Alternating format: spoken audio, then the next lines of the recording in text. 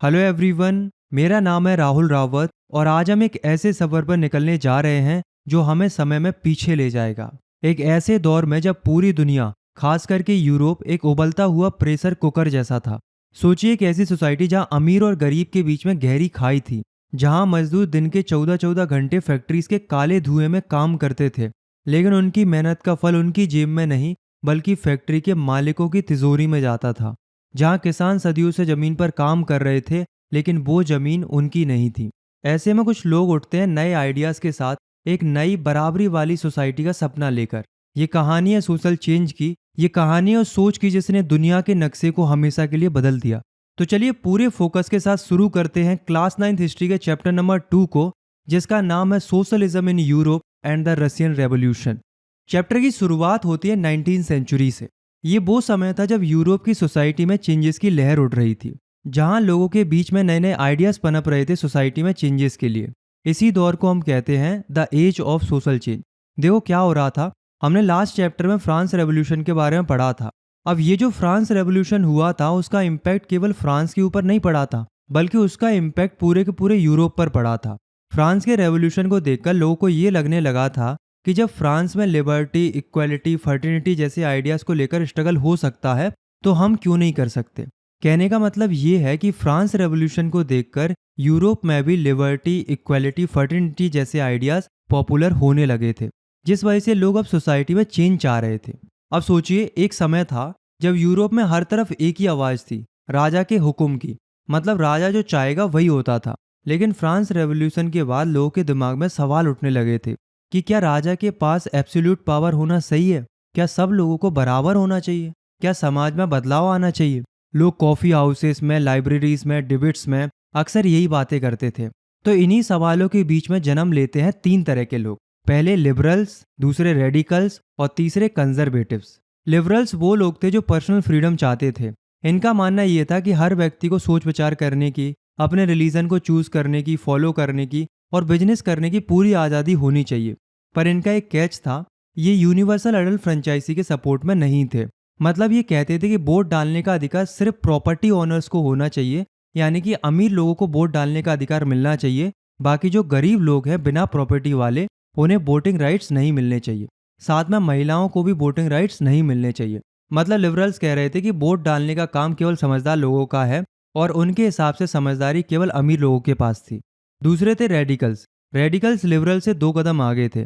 ये कहते थे कि अगर हमें डेमोक्रेसी चाहिए तो सबको वोटिंग राइट्स मिलना चाहिए। ये लोग ऐसी सोसाइटी का सपना देख रहे थे जिसमें सब लोगों का बराबरी का हक हो, चाहे वो अमीर हो या गरीब हो, सबको वोटिंग राइट्स मिले। तीसरे थे कंजर्वेटिव्स। कंजर्वेटिव वो लोग थे जो ये कहते थे कि जो चल रहा है सही चल रहा है। कहने का मतलब ये है कि ये राजा के सपोर्टर लोग थे। इन्हें चेंजेस पसंद नहीं थे। ये कहते थे कि पुराने जो इंस्टीट्यूशंस है जैसे कि मोनार्की, चर्च, ये सब इम्पोर्टेंट है। इसलिए ये पहले तो यही चाहते थे कि चेंजेस हो ही ना, लेकिन टाइम के साथ साथ इन्होंने भी कुछ चेंजेस एक्सेप्ट किए, पर धीरे धीरे। इन तीनों को आप सिंपल तरीके से ऐसे समझो कि लिबरल्स फ्रीडम चाहते थे लेकिन अमीरों के लिए, रेडिकल्स इक्वलिटी चाहते थे लेकिन सबके लिए, कंजर्वेटिव पुराना सिस्टम चाहते थे कि जो चल रहा है वही चले। तो ये 3 तरह की आइडियोलॉजी के लोग उस समय यूरोप में उभर रहे थे और यूरोप की पॉलिटिक्स उस समय पर एक बैटलफील्ड बन गई थी।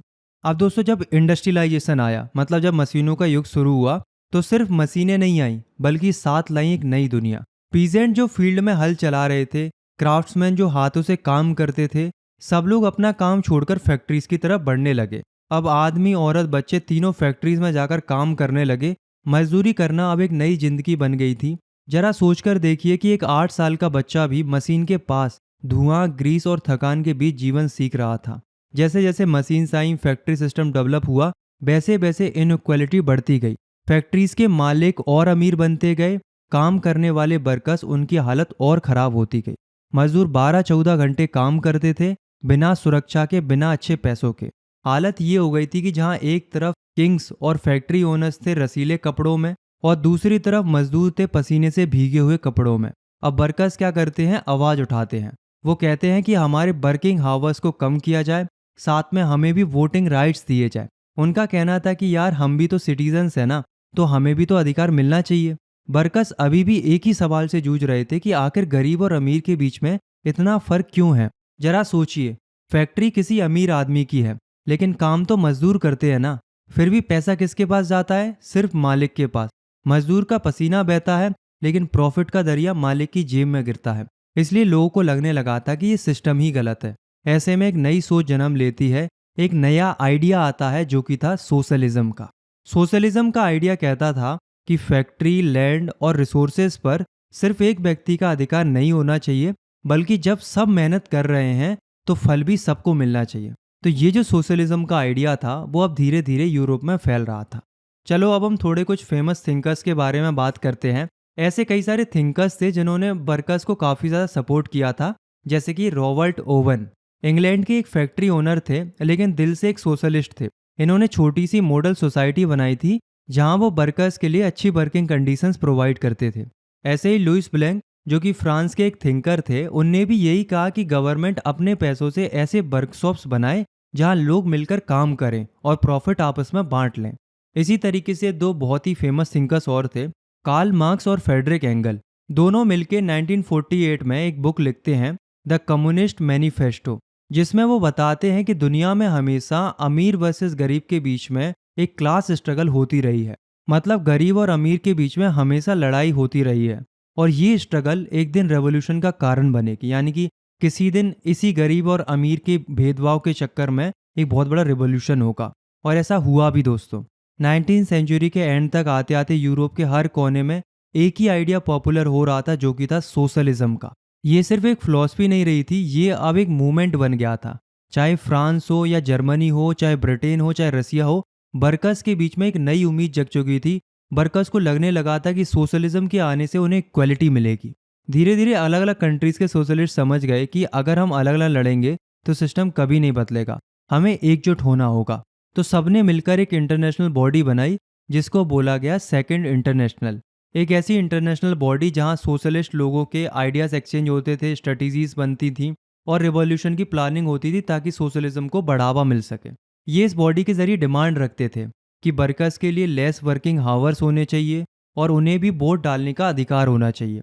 इसी तरीके से 1900 के आसपास सोशलिज्म केवल एक आइडिया नहीं बचा था, बल्कि ये पॉलिटिकल पावर्स की तरफ बढ़ने लगा था। कई देशों के अंदर भी इसको लेकर एसोसिएशंस, पार्टीज बनने लगी थी। जैसे कि जर्मनी में पार्टी बनी सोशल डेमोक्रेटिक पार्टी, ब्रिटेन में लेबर पार्टी, फ्रांस में सोशलिस्ट पार्टी। ये वो पल था जब पहली बार सोशलिज्म के आइडिया ने पॉलिटिक्स में कदम रखा था। वर्कर्स कह रहे थे कि हमें सिर्फ नारा नहीं चाहिए, हमें कुर्सी चाहिए, डिसीजन मेकिंग का हक चाहिए। लेकिन हाँ, ये भी सच है कि 1914 तक किसी भी यूरोपियन देश में सोशलिस्ट की सरकार नहीं बनी। लोग सपोर्ट कर रहे थे, रैलीज हो रही थी, आइडियाज फैल रहे थे, लेकिन पावर अभी भी राजाओं के पास थी, इंडस्ट्रियलिस्ट के पास थी और कैपिटलिस्ट लोगों के पास ही थी। सोशलिज्म अभी भी एक सफर था, मंजिल नहीं। लेकिन दोस्तों, एक ऐसी कंट्री थी जहां ये सोच रियलिटी में बदलती है, जिसका नाम है रसिया। रसिया में आगे जाकर राजा को हटाकर वास्तव में एक सोशलिस्ट गवर्नमेंट बनती है। अब ये कैसे बनती है, क्या है पूरी कहानी, आइए जानते हैं। सेकंड टॉपिक है हमारा द रशियन रेवोल्यूशन। अब हम आ गए हैं अपनी कहानी के सबसे क्रूशियल हिस्से पर, रसिया पर। The Russian empire in 1914। Russia एक बहुत बड़ा एम्पायर था और उसमें ऑटोक्रेसी रूल था, यानी कि पूरी पावर एक ही आदमी के पास थी और वो था जार निकोलस सेकंड। ये सिर्फ एक किंग नहीं था, ये एक एब्सोल्यूट मोनार्क था। मतलब राजा ने जो कह दिया वही होना था। कोई पार्लियामेंट नहीं थी, कोई कोर्ट नहीं था और ना ही कोई उसके अगेंस्ट जा सकता था। रसिया के अंदर अलग अलग रिलीजन फॉलो किए जाते थे, लेकिन सबसे ज़्यादा लोग रशियन ऑर्थोडॉक्स क्रिश्चियनिटी को मानते थे। लेकिन इसके अलावा भी कैथोलिक्स, प्रोटेस्टेंट्स, मुस्लिम्स, बुद्धिस्ट, ये रिलीजन्स भी देखने को मिलते थे। लेकिन नोट करने वाली बात यह है कि सबसे ज़्यादा लोग रशियन ऑर्थोडॉक्स क्रिश्चियनिटी को मानते थे। रसिया उस समय एक एग्रीकल्चर इकोनॉमी थी, यानी कि ज़्यादातर लोग किसान थे, यानी कि लगभग 85%। लेकिन उनके पास ज़मीनें नहीं थी। सारी ज़मीनों के मालिक लैंडलॉर्ड्स या नोबल फैमिलीज थे, और जो किसान थे वो तो सिर्फ उनके लिए काम करते थे। अब एक आयरनी देखो कि इतने लोग खेती करते थे, लेकिन फिर भी देश में खाने की कमी थी। लोग भूख और गरीबी से पीड़ित थे। अब हम देखते हैं इंडस्ट्रियलाइजेशन के दौर को। तो 1890s के दौरान रसिया में जब इंडस्ट्रियलाइजेशन शुरू हुआ तो इससे रसिया के ऊपर ज़्यादा फर्क नहीं पड़ा। रसिया अभी भी एग्रीकल्चर इकोनॉमी पर ही टिका हुआ था। इंडस्ट्रियलाइजेशन हो तो रहा था, पर वो बहुत ही स्लो प्रोसेस में हो रहा था। इतने बड़े एम्पायर में केवल 2 ही ऐसे शहर थे जहाँ फैक्ट्रीज एस्टेब्लिश थी। पहला था सेंट पीटर्सबर्ग और दूसरा था मॉस्को। लेकिन दोस्तों, क्या लगता है आपको कि इन फैक्ट्रीज के सेटअप होने से सबसे ज़्यादा फायदा किसने उठाया? केवल फैक्ट्री ओनर्स ने। और नुकसान किसका हुआ? केवल वर्कर्स का। वर्कर्स 12-14 घंटे की शिफ्ट्स में काम करते थे, और वो भी अनसेफ कंडीशंस में। इन्हें ना ही प्रोटेक्शन मिलता था और ना ही अच्छी वेजेस मिलती थी। और जब वर्कर्स अपने अधिकार की मांग करते थे या आवाज़ उठाते थे, तो उन्हें जेल ले जाकर मार अलग से पड़ती थी। कहने का मतलब ये है कि एक तरफ फैक्ट्री वर्कर्स थे और दूसरी तरफ पीजेंट्स थे, और दोनों की हालत खराब थी। पीजेंट्स को टैक्स देना पड़ता था, उनका एक्सप्लॉयटेशन होता था, और उनकी आवाज़ को कोई नहीं सुनता था। यानी कि रसिया में वर्कर्स भी परेशान थे और पीजेंट्स भी। कहने का मतलब ये है कि रसिया में एक कहावत बन चुकी थी कि जिंदा तो हैं पर जिंदगी कहाँ है। जार निकोलस सेकंड, जो कि उनका राजा था, वो सिर्फ एक पॉलिटिकल रूलर नहीं था, बल्कि वो एक डिवाइन अथॉरिटी माना जाता था। रशियन ऑर्थोडॉक्स चर्च उसकी पावर को भगवान से मिली हुई पावर बताते थे। इस वजह से जार के खिलाफ बोलना भगवान के खिलाफ बोलने जैसा समझा जाता था। लेकिन दोस्तों, जब लोगों की आवाज़ दबाई गई तो वो चुप नहीं बैठे। चुपचाप आइडियाज़ पनपने लगे, अंडरग्राउंड ग्रुप्स बनने लगे। कुछ लोग कॉन्स्टिट्यूशनल मोनार्की चाहते थे तो कुछ लोग डेमोक्रेसी चाहते थे। कहने का मतलब ये है कि अब लोग किसी भी कीमत पर चेंज चाहते थे। लेकिन स्ट्रगल इतना आसान नहीं था, क्योंकि 1914 से पहले रसिया में आप किसी भी पार्टी के सपोर्टर नहीं बन सकते थे, क्योंकि पार्टीज होना ही उस समय पर इलीगल माना जाता था। अरे पार्टी तो छोड़ो, कोई ग्रुप भी बनाना इलीगल माना जाता था। कहने का मतलब ये था कि जो भी जार के खिलाफ बात करता वो राजद्रोही माना जाता था। लेकिन दोस्तों, फिर भी 1898 में कुछ सोचने वाले दिमाग, कुछ आइडियोलॉजी वाले लोगों ने चुपके से एक नई पार्टी बनाई, जिसका नाम था Russian social democratic workers party. ये पार्टी मेनली वर्कर्स के स्ट्रगल को सपोर्ट करने के लिए बनाई गई थी। ये लोग कार्ल मार्क्स की आइडियोलॉजी से काफ़ी ज़्यादा इंस्पायर थे। इनका मानना ये था कि रसिया में वर्कर्स की सरकार बन सकती है। लेकिन एक बात याद रखना कि ये पार्टी अभी अंडरग्राउंड थी, जैसे मानो एक सीक्रेट मिशन चल रहा हो। इस पार्टी का मानना ये था कि केवल वर्कर्स ही रिवॉल्यूशन लेकर आएंगे, क्योंकि जो किसान थे वो एकजुट नहीं थे। कुछ बड़े जमींदार थे तो कुछ गरीब थे। ऐसे में सब एक जैसा नहीं सोचते थे। पीजेंट्स काफ़ी बिखरे हुए थे। इसलिए ये पार्टी कहती थी कि रिवॉल्यूशन के असली हीरो होंगे वर्कर क्लास। तो ये मेनली वर्कर्स को ही ध्यान में रखकर बनाई गई थी। इसलिए इसका प्रेजेंस भी शहरों में ज़्यादा देखने को मिल रहा था। लेकिन ठीक 2 साल बाद 1900 में एक दूसरी पार्टी उभरती है, जिसका नाम था सोशल रेवोल्यूशनरी पार्टी। इसका मेन फोकस था पीजेंट्स के ऊपर। उन्होंने कहा कि जो जमीन आज नोबल्स के पास है वो किसानों को मिलनी चाहिए। उनका स्लोगन था कि जमीन उनको मिलनी चाहिए जो उसे जोतते हैं। अब चूंकि ये किसानों के लिए काम करती थी, इसलिए इसका प्रेजेंस भी सबसे ज़्यादा रूरल एरिया में था। अब दोस्तों, जो वर्कर्स पार्टी बनी थी, यानी कि Russian social democratic labour party, वो ज़्यादा टाइम तक मिलजुल कर काम नहीं कर पाती है। बल्कि ये पार्टी 1903 में 2 हिस्सों में बंट जाती है। एक ग्रुप था मेंशेविक्स का और दूसरा ग्रुप था बुल्शेविक्स का। मेंशेविक चाहते थे कि बदलाव ग्रेजुअल हो, डेमोक्रेसी के जरिए हो। मतलब ये थोड़े ठंडे मिजाज के लोग थे। सबको शामिल करो, डेमोक्रेसी के रूल्स को फॉलो करो, जब सब रेडी हो जाए तब रेवोल्यूशन लाना। लेकिन बुल्शेविक कहते थे कि तेजी से रेवोल्यूशन लाओ, ये डिस्कशन वगैरह हम बाद में कर लेंगे। देखो, इसे आप ऐसे याद रख सकते हो कि मेंशेविक मन से सोचते थे और बुल्शेविक थोड़े बोल्ड थे, बुल की तरह सोचते थे। यानी कि थोड़े गुस्से, रेडिकल टाइप के लोग थे। मेंशेविक को लीड कर रहे थे वो थे जूलियस मार्टव, और बुल्शेविक को जो लीड कर रहे थे वो थे व्लादिमीर लेनिन।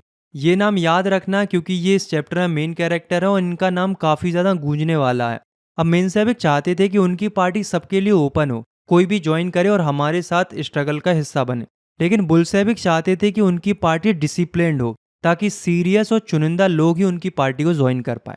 अब आते हैं 1904 में। 1904 एक ऐसा साल था जहाँ रसिया के वर्कर्स की ज़िंदगी और भी ज़्यादा खराब हो गई थी। लोग गुस्से में थे। फूड शॉर्टेजेस, अनएम्प्लॉयमेंट और इनजस्टिस ने लोगों को सड़कों पर ला दिया था। महंगाई लगातार बढ़ रही थी, लेकिन सैलरी कम थी। ऊपर से रसिया जापान से वॉर भी लड़ रहा था। कहने का मतलब ये है कि रसिया की इकोनॉमी हर तरीके से डाउन हो रही थी। तो दोस्तों, जैसा कि हमने देखा कि 1904 तक रसिया एक उबलता हुआ प्रेशर कुकर जैसा बन चुका था। गरीबी, भुखमरी और जार का अत्याचार सब कुछ हद पार हो रहा था। और तब होता है एक ऐसा हादसा जो रसिया के इतिहास को हमेशा के लिए बदल देता है। इमेजिन कीजिए, 22 जनवरी 1905 की सुबह सेंट पीटर्सबर्ग की सड़कों पर बर्फ जमी हुई है। हजारों की भीड़, जिसमें औरतें, बच्चे, मजदूर शामिल हैं, शांति से जार के विंटर पैलेस की तरफ बढ़ रहे हैं। उनके हाथों में कोई हथियार नहीं है, बल्कि जार की तस्वीरें हैं और एक पेटिशन है, एक अपील है। ये लोग एक प्रीस्ट फादर गैपोन के नेतृत्व में इकट्ठे हुए थे। उनकी मांगें बहुत सिंपल थी कि हमारे काम के घंटे 8 घंटे करो, हमें बेहतर मजदूरी दो और हमें भी वोट देने का अधिकार दो। वो अपने लिटिल फादर यानी कि जार से यानी कि अपने राजा से मदद मांगने आए थे। उन्हें लगता था कि जार उनकी पुकार जरूर सुनेगा। लेकिन दोस्तों, जवाब में उन्हें क्या मिला? मदद नहीं, गोलियां। जार के सिपाहियों ने उस शांत भीड़ पर अंधाधुंध फायरिंग शुरू कर दी। सड़कें खून से लाल हो गई। 100 से ज्यादा लोग मारे गए और 3 से ज्यादा लोग घायल हो गए। रसिया के इतिहास में ये दिन ब्लडी संडे के नाम से जाना जाता है। ये गोलियां सिर्फ उन लोगों के सीने में नहीं लगी थीं, ये गोलियां जार पर लोगों के विश्वास पर लगी थी। जिस राजा को वो भगवान मानते थे, आज उसी ने उन पर गोलियां बरसा दी थी। ब्लडी संडे की खबर जैसे ही पूरे रसिया में फैली, आग लग गई। शहरों में स्ट्राइक्स होने लगी, यूनिवर्सिटीज बंद हो गई, स्टूडेंट ने प्रोटेस्ट करना शुरू कर दिया। लॉयर्स, डॉक्टर्स, इंजीनियर्स सब ने मिलकर यूनियंस ऑफ यूनियंस बना ली और एक कॉन्स्टिट्यूशन की मांग करने लगे। ये था 1905 का रेवोल्यूशन। जार निकोलस सेकेंड अब दबाव में आ गया था। उसको समझ में आ गया था कि अब सिर्फ डंडे से काम नहीं चलेगा। तो उसने एक मास्टर स्ट्रोक प्लान चला। उसने लोगों से कहा कि ठीक है शांत हो जाओ, मैं तुम्हारे लिए एक पार्लियामेंट बनाऊंगा। इसी पार्लियामेंट का नाम था डूमा। लोगों को लगा कि चलो देर से ही सही, लेकिन जार ने हमारी सुन ली। अब हमारे रिप्रेजेंटेटिव्स भी डिसीजन लेंगे। लेकिन जार के दिमाग में तो कुछ और ही चल रहा था। पहली डूमा सिर्फ 75 दिन ही चली। जैसे ही उसने जार की पावर पर सवाल उठाया, जार ने उसे डिसॉल्व कर दिया। दूसरी डूमा 3 महीने बाद बनी, लेकिन उसे भी भगा दिया। जार को ऐसी डूमा चाहिए थी जो उसकी हाँ में हाँ मिलाए, तो उसने वोटिंग लॉज ही चेंज कर दिए। उसने ऐसा सिस्टम कर दिया कि डूमा में सिर्फ अमीर लैंडलॉर्ड्स और कंजर्वेटिव्स ही चुनकर आए, लिबरल्स और रेडिकल्स को बाहर ही कर दिया जाए। तो कहने का मतलब ये है कि रसिया में पार्लियामेंट तो थी, लेकिन असली पावर अभी भी किसके हाथ में थी? बिल्कुल सही, जार के हाथ में। रेवोल्यूशन शांत तो हो गया था, पर आग अभी भी अंदर ही अंदर सुलग रही थी। अब कहानी में आता है एक और बड़ा twist, the first world war 1914। शुरू में तो पूरा रसिया जार के पीछे खड़ा हो गया कि लोगों को लगा कि चलो हमारा राजा वॉर लड़ रहा है तो चलो राजा को सपोर्ट करते हैं। लोगों में देशभक्ति की लहर दौड़ गई।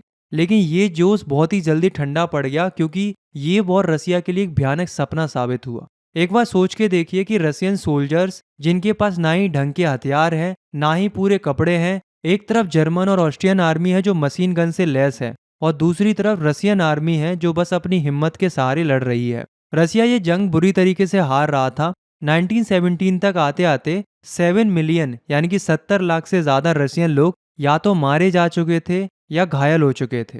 जब रसियन आर्मी पीछे हटती थी तो वो दुश्मन के लिए कुछ नहीं छोड़ना चाहती थी, इसलिए वो अपने ही देश की फसलें और इमारतों को तबाह कर देती थी। इससे रसिया के अंदर 3 मिलियन से ज्यादा लोग रिफ्यूजी बन गए थे। देश के अंदर हालात और भी खराब थे। ज्यादातर स्किल्ड वर्कर्स को जंग में भेज दिया गया था, जिससे फैक्ट्रीज में प्रोडक्शन ठप पड़ गया था। रेलवे लाइंस टूट गई थी।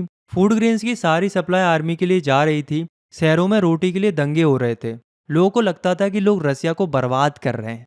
लोगों का गुस्सा अब सिर्फ जार पर नहीं था, बल्कि उसकी जर्मन ओरिजिन वाइफ जेरिना अलेक्जेंड्रा के ऊपर भी था, और उसके सलाहकार एक फेस सन्यासी रासपुतिन पर भी फूट रहा था। लोगों को लगता था कि ये तीनों ही रसिया को बर्बाद करने पर तुले हुए हैं। तो दोस्तों, कंडीशन क्या थी कि सिपाही जंग में मर रहे हैं, किसान की जमीनें छिन गई हैं, मजदूर भूख से मर रहे हैं, और राजा आराम से अपने महल में बैठा हुआ है।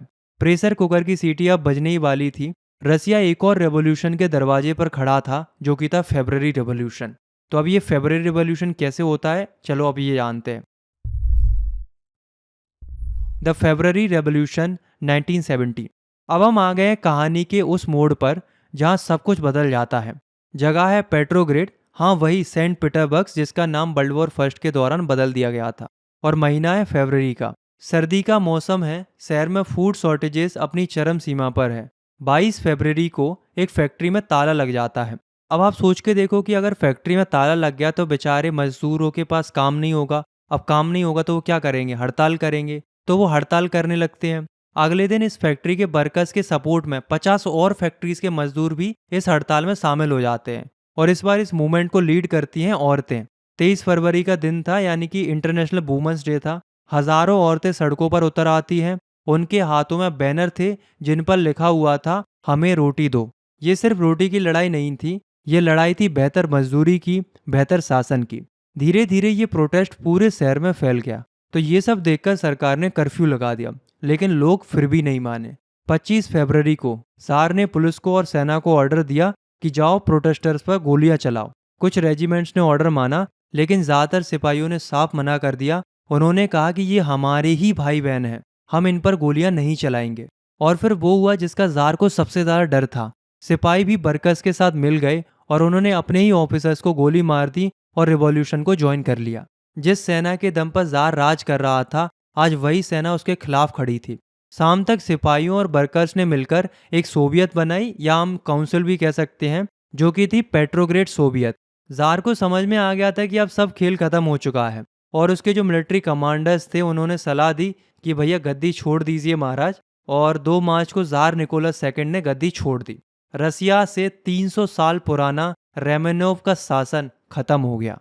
एक बिना लीडर के बना हुआ ग्रुप, बिना किसी प्लानिंग के, जनता के गुस्सा से पैदा हुआ ये रिवॉल्यूशन कामयाब हो गया। इसी को हम कहते हैं द फेब्रुअरी रेवोल्यूशन। अब देखो आगे क्या होता है। ज़ार तो चला गया, लेकिन अब सबसे बड़ा सवाल ये था कि अब देश कौन चलाएगा। यहाँ कहानी में एक नया ट्विस्ट आता है। रसिया में एक नहीं बल्कि 2 पावर सेंटर्स बन जाते हैं। पहली थी द प्रोविजनल गवर्नमेंट। इसे डूमा के लीडर्स, लैंडलॉर्ड्स और इंडस्ट्रियलिस्ट ने मिलकर बनाया था। ये एक ऑफिशियल सरकार थी जो चाहती थी कि रसिया में एक ऐसी डेमोक्रेसी आए कि जहां प्रॉपर्टी ओइंग क्लास यानी कि रईस लोगों का बोलबाला हो। और दूसरी थी पेट्रोग्रेड सोवियत, जो कि हाल ही में बनी थी। वर्कर्स और सोल्जर्स ने जिसे मिलकर बनाया था। तो फिलहाल असली पावर इनके पास ही थी, क्योंकि सेना और मजदूर इनकी सुनते थे और ये लोग रेडिकल चेंजेस चाहते थे, यानी कि जल्दी से बदलाव चाहते थे। सोचिए, एक ही देश में 2 सरकारें बन चुकी थी। एक के पास ऑफिशियल टाइटल था, लेकिन दूसरे के पास पब्लिक का सपोर्ट था। दोनों के बीच में लगातार खींचातानी चलती रहती थी। इसी बीच कहानी में एंट्री होती है हमारे उस हीरो की जिसका नाम हमने पहले सुना था, व्लादिमीर लेनिन की। लेनिन जो बुल्शेविक के लीडर थे, अभी तक देश से बाहर एग्जाइल में थे। जैसे ही उन्हें जार के हटने की खबर मिली, वो तुरंत रसिया से वापस आ गए। अप्रैल 1917 में जब वो पेट्रोग्रेड पहुंचे, तो उन्होंने आते ही बुल्शेविक पार्टी को एक नया डायरेक्शन दिया। उन्होंने 3 जबरदस्त नारे दिए, जिसे अप्रैल थीसिस के नाम से जाना जाता है। पहला, जंग खत्म करो। दूसरा, सारी जमीनें किसानों को दो। और तीसरा, सारे बैंक्स को नेशनलाइज करो।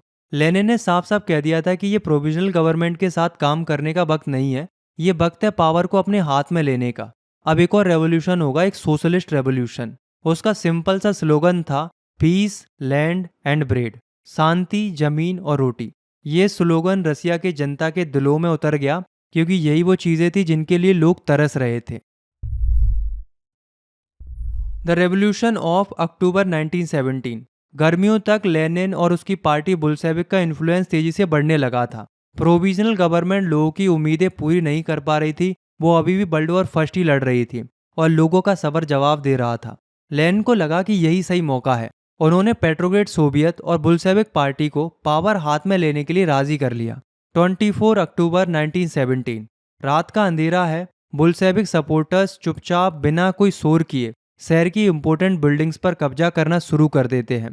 Telephone exchange, railway stations, government offices सब उनके कंट्रोल में आ जाते हैं। प्रोविजनल गवर्नमेंट के मिनिस्टर विंटर पैलेस में छुपे बैठे हैं और फिर अरोरा नाम का एक जहाज विंटर पैलेस पर एक ब्लैंक शॉट फायर करता है एक सिग्नल के तौर पर, और बुल्शेविक के फाइटर्स पैलेस में घुस जाते हैं और सारे मिनिस्टर्स को अरेस्ट कर लेते हैं। बिना ज्यादा खून खराबे के एक ही दिन में बुल्शेविक्स पावर में आ गई।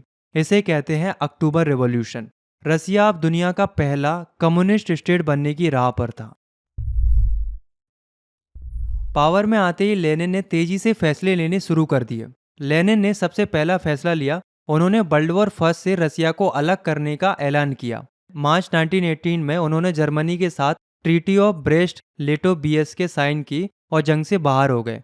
दूसरा, ज़्यादातर इंडस्ट्रीज और बैंक्स को नेशनलाइज कर दिया गया, यानी कि अब वो सरकार की प्रॉपर्टी थे। तीसरा, जमींदारी खत्म कर दी गई और सारी जमीनें किसानों को बांट दी गई। और चौथा, रसिया एक वन पार्टी स्टेट बन गया, जिसे अब कम्युनिस्ट पार्टी के नाम से जाना जाता था। सीक्रेट पुलिस बनाई गई जो पार्टी के खिलाफ बोलने वालों को सजा देती थी। कहने का मतलब ये है कि अब थोड़ा फ्रीडम भी छीनी जा रही थी, लेकिन लेनिन ने बाकी में काफ़ी अच्छे चेंजेस कर दिए थे ऑलरेडी। The civil war 1918-1920। लेकिन दोस्तों, कहानी अभी ख़त्म नहीं हुई थी। जैसे ही बुल्शेविक्स ने पावर अपने हाथ में ली, उनके दुश्मन भी एकजुट हो गए। एक तरफ थे रेड्स जिन्हें हम बुल्शेविक्स कहते हैं, और दूसरे तरफ थे वाइट्स जिन्हें एंटी बुल्शेविक्स कह सकते हैं, जो सोशलिस्ट के खिलाफ थे और लिबरल्स के खिलाफ थे। और तीसरे थे ग्रीन्स, जो सोशलिस्ट रेवोल्यूशनरी थे, जो पीजेंट्स के लिए लड़ रहे थे। अब क्या होने वाला था, इन तीनों के बीच में सिविल वॉर होने वाला था, क्योंकि इन तीनों की आपस में बन नहीं रही थी। अब दोस्तों मेनली ये सिविल वॉर रेड और वाइट्स के बीच में ही लड़ा गया था, क्योंकि दोनों एक दूसरे के खिलाफ थे। वाइट्स को फ्रांस, ब्रिटेन, अमेरिका और जापान जैसी विदेशी ताकतों का सपोर्ट मिल रहा था, क्योंकि वो रसिया में सोशलिज्म के बचाव से डरते थे। तो ये जो सारे देश थे वो वाइट्स को सपोर्ट कर रहे थे, क्योंकि उन्हें डर था बुल्शेविक्स से, क्योंकि बुल्शेविक सोशलिज्म को प्रमोट कर रहे थे, और उन्हें डर था कि अगर बुल्शेविक इसी तरीके से सोशलिज्म को बढ़ावा देंगे तो कहीं उनके देश में भी सोशलिज्म ना आ जाए। इसलिए वो वाइट्स को सपोर्ट कर रहे थे ताकि वो बुल्शेविक्स को हरा दे। और अगले 3 साल तक रसिया में एक भयानक सिविल वॉर चलता है। इस दौरान लाखों लोग मारे गए थे, लूटपाट और भुखमरी ने देश को तोड़कर रख दिया था। लेकिन आखिर में जीत बुल्शेविक्स की होती है। क्यों? क्योंकि उनके पास एक क्लियर विजन था। वो जमीन को लेकर किसानों का सपोर्ट जीत चुके थे, और उनके लीडर थे लेनिन और ट्रोट्स्की, जिन्होंने बेहतरीन लीडरशिप दिखाई थी। 1922 तक आते आते ज़्यादातर पुराना रशियन एम्पायर पूरा का पूरा बुल्शेविक्स के कंट्रोल में आ गया था, और उन्होंने इसे नया नाम दिया USSR, union of Soviet socialist republics. Civil war के बाद उन्होंने एक सोशलिस्ट सोसाइटी बनाने का काम शुरू किया, लेकिन अब लेनिन लीडर नहीं रहे थे। लेनिन के बाद अब एक नया लीडर बनता है जिसका नाम था जोसेफ स्टालिन। अब स्टालिन की लीडरशिप में एक सेंट्रलाइज्ड प्लानिंग सिस्टम लाया गया। सरकार डिसाइड करती थी कि देश में क्या बनेगा और कैसे बनेगा। इसके लिए 5 ईयर प्लान शुरू किए गए। सरकार ने खेती बाड़ी पर भी पूरा कंट्रोल कर लिया। उन्होंने कलेक्टिवाइजेशन की पॉलिसी शुरू की, जिसमें किसानों से उनकी जमीनें छीनकर बड़े बड़े कलेक्टिव फार्म्स, कुलहोज बनाए गए, जहां सबको मिलकर काम करना होता था और जो भी प्रॉफिट होता था वो सब में बांट दिया जाता था। बहुत से किसानों ने इसका विरोध किया, उन्होंने अपने जानवर मार दिए और फसलें जला दी। जवाब में जोसेफ स्टालिन ने बेहद क्रूरता दिखाई। जो भी विरोध करता उसे या तो मार दिया जाता था या तो लेबर कैंप में भेज दिया जाता था। इस दौरान 1930s में एक भयानक अकाल पड़ा, जिसमें लाखों लोग मारे गए थे। The global influence and legacy.